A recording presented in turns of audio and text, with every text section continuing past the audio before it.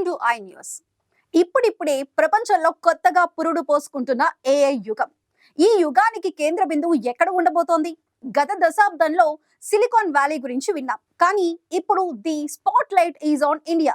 Open AI, Google, Anthropic, AI ప్రపంచాన్ని శాసిస్తున్న ఈ super Giants అన్ని ఇప్పుడు ఒకే చోట హెవీ ఇన్వెస్ట్మెంట్ తో ల్యాండింగ్ అవుతున్నాయి.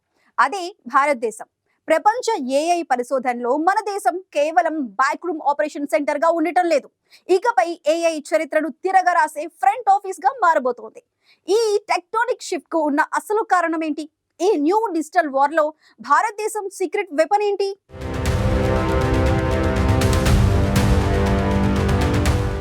గతంలో మన ఇంజనీర్లు అమెరికన్ కంపెనీలకు కోడింగ్ చేయడంలో బిజీగా ఉండేవారు, కానీ ఇప్పుడు they are building the future. India is the talent magnet. 15 million developers, world's largest youngest tech savvy work force.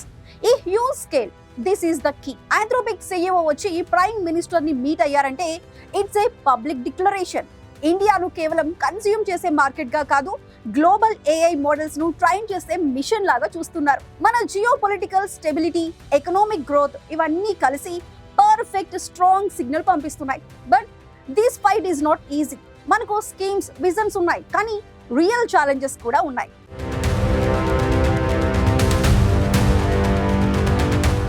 మన కాలేజ్ కరిక్యులర్స్ లో టాప్ టాలెంట్ హైయర్ పే కోసం ట్రైన్ అవుతున్నారు.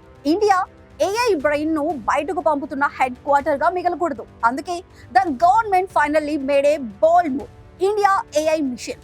దీని లక్ష్యం చాలా clear: build our own AI foundation. AI skills passport తో మన ప్రజలను ట్రైన్ చేయాలి, టాప్ టాలెంట్ ను ఆపాలి. The world is watching.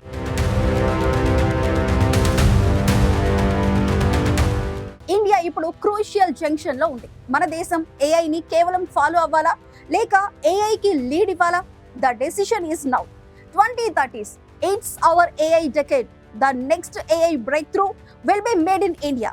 ఇది కేవలం సాంకేతిక పెట్టుబడి కాదు, మన దేశ భవిష్యత్తుపై ఉన్న అపారమైన నమ్మకం. టాలెంట్ వలసపోకుండా ఆపటం, పాత చదువుల విధానాన్ని మార్చటం, ఈ రెండు సవాళ్లను భారత్ అధిగమిస్తే ఏఐ రంగంలో ప్రపంచానికి మనం బిగ్ బాస్ అవుతాం. మనం కేవలం కోడ్ రాసే వాళ్ళంగా ఉండకూడదు, ఏఐ ఆర్కిటెక్ట్ లాగా మారాలి. రాబోయే దశాబ్దంలో ఏఐ శకం ఎటువైపు వెళ్తుందో దాన్ని మన భారతదేశమే నిర్ణయిస్తుంది.